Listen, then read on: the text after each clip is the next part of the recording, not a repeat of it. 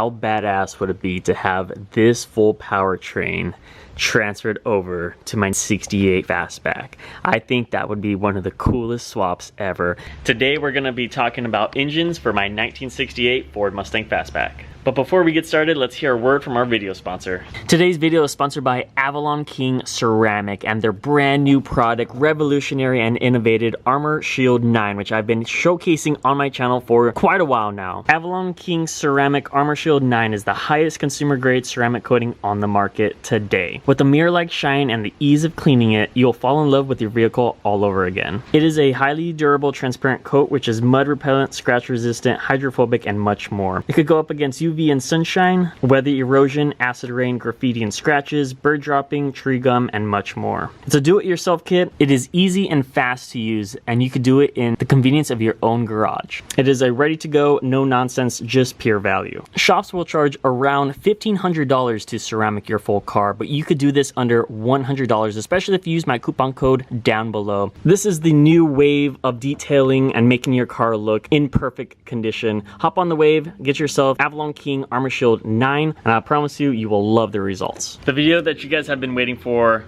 ever since I introduced Beverly. I can't tell you how many comments I have received on what we're gonna do with the engine. A lot of you guys love the 289, a lot of you guys suggesting the Coyote, a lot of people suggesting the 429, the 428, the 427, 351 Windsor. We're gonna go through all of that right now. And I do have a list of all the potential engines we are going to consider, and we're gonna go right down the list. We're gonna talk about them and see what we could do, because as you guys have seen in the past, we built the full powertrain on my 1200 horsepower Shelby GT500 in 4 days. So this channel is very capable of doing miraculous things. I have partners, Wayne Built here down in San Diego, can do miracles. We have partners with Kenne Superchargers and much, much more. So I'm glad you guys have tuned in here for the channel. Make sure you subscribe down below, because we are going to be doing things never before recorded here on YouTube, and I want you guys to be on the ride here with me. So let's get started right away. As you guys may have seen, I have a 1968 Ford Mustang Fastback. If you guys have not already seen, this is episode 5. So I do have everything organized on my YouTube channel, episode 1, 2, 3, 4, 5, if you ever do want to get caught up. But I have a 68 Ford Mustang Fastback with a 289 motor, as you guys have seen right now. And we have a lot of stuff to do, a lot of plans. And so let's go ahead and start off with this 289 motor here. The 289 motor is an excellent, excellent engine here, and I have absolutely no complaints. It's very torquey, it runs great, except I don't know anything about this motor. What I kind of want to do here is take this to a stage 2 type level, to which we upgrade just a little things. I don't want to go all out on this engine, like doing the full heads, bottom end, and all that. If I were to do anything performance-wise to this car, I would go ahead and put a very choppy cam, or the biggest cam that I possibly can do with the stock components or whatever components that are currently on here right now. So besides that, the 289 motor, I would not do anything else. A lot of you guys do want me to do a lot of crazy things here. However, this engine is not the original engine, so really we could do whatever we want to it. So with this 289, I think if I were to do anything with it, which I kind of want to do a cam within it, we may do that. I did talk to Wayne already. He has sent me the Edelbrock cam. I believe it's the performance cam, to which I could go ahead and run this on stock. So if I do a cam, it's very, very nice. It's only $200 for a cam, which the camshafts on these were $1,500, because it's a dual overhead cam. And so $1,500 compared to $200, I think we could get away with a cam very, very easily. And see here, chop, because every single car I have had on this channel had cammed. My 3-valve was cammed.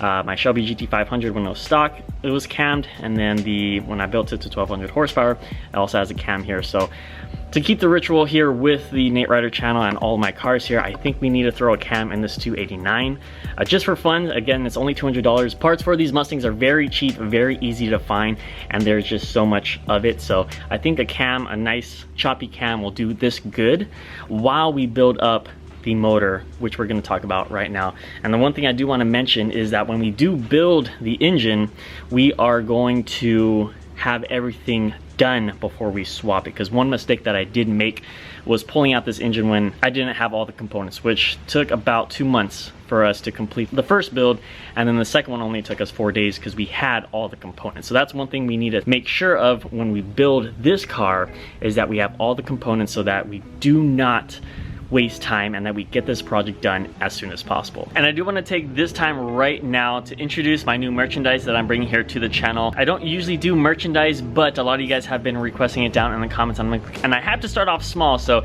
I do have a sticker. I am just starting off with stickers just because they're cheap. I know money is in essence here, especially these times. So support the build if you do want to get a sticker. Again, I put it as low as I possibly can, making about like $5. It's not too much. If you do want to contribute more to the build, I do have some other very overpriced stickers, just if you want to go ahead and put a little bit more here for the channel. Link will be down in the description as well as on the screen. With these funds, it will go straight to the build. I will show you guys the full process, the detail, like I've been doing with my Shelby GT500 and the 3-valve as well. This channel is very capable of doing things fast, doing things quick, and showing you guys the results, and I'm super happy to show you guys for the classic Mustang, so stay tuned for more. And again, I really do appreciate it when you guys support the build. So now that we're done with the 289 motor, let's go on to the next one. A lot of you guys have been talking about the 351 Windsor and the 351 Cleveland, which is what I wanted to do when I had my 1969 Ford Mustang with the 302 motor.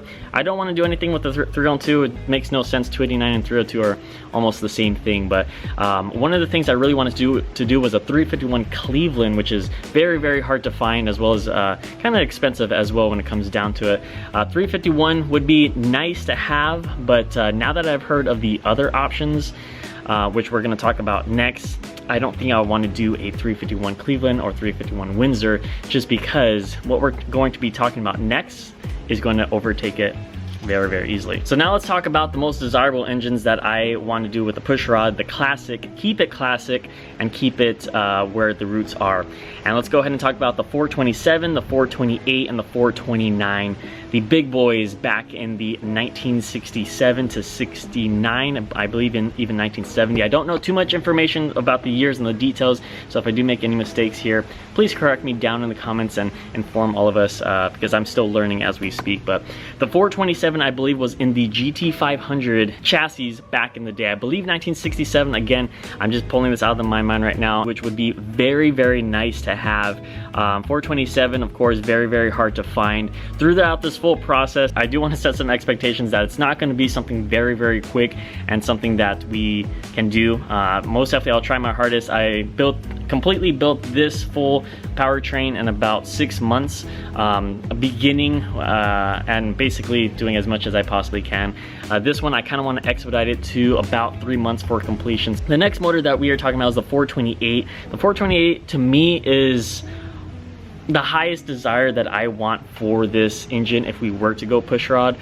The reasoning, because it was in the Cobra Jets. Cobra Jet is a monster and a beast back in the day. Very, very famous engine. Very, very good, to be honest. I've been hearing a lot of awesome details on the 428, as well as my engine builder Wayne did recommend the 428 out of every single classic engine out there. So the 428 was in the Cobra Jets, and it was what I'm kind of leaning more in towards. And then there is also the 429, the biggest engine Ford has ever created, which was in the 1969 Boss Mustang.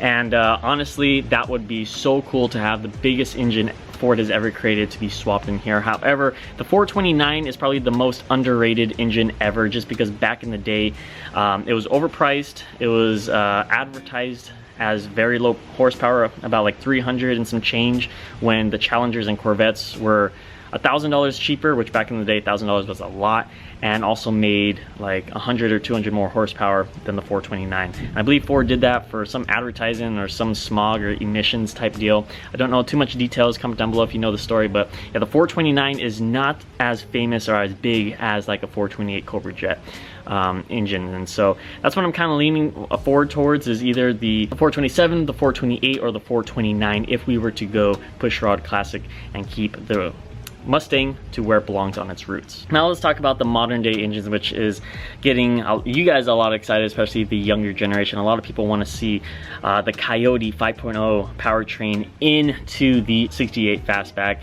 as well as my GT500. They want to see that swapped, and possibly for my 3-valve fans out there, we're going to talk about 3-valve. So as you guys see here, this engine is very large. If we were to do anything modern, we have to fabricate this a lot. And even with the 427, 428, and 429, I believe we even have to modify these strut towers in order for it to fit. So no matter what, I think we're gonna have to do some adjustments here to the engine bay for an engine to fit to that caliber. However, when we talk about modern day engines are very powerful. We're talking about 400, 500, and knowing me and knowing Kenne Bell and knowing my engine builder, we're probably going to be pushing this over 500 horsepower, between 500 and 700.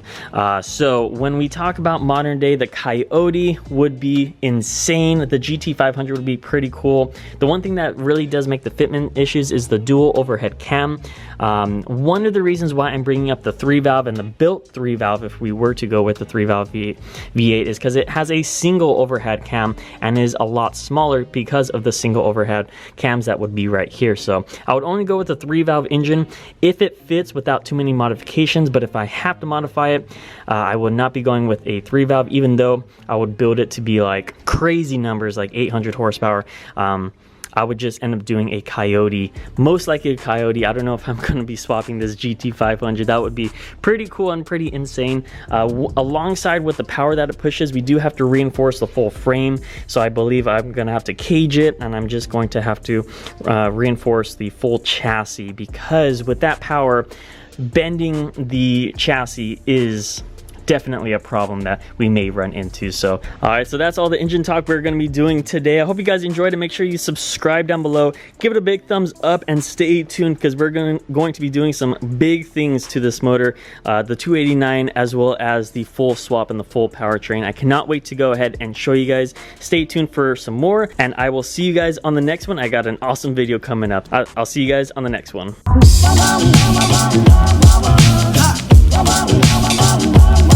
I like to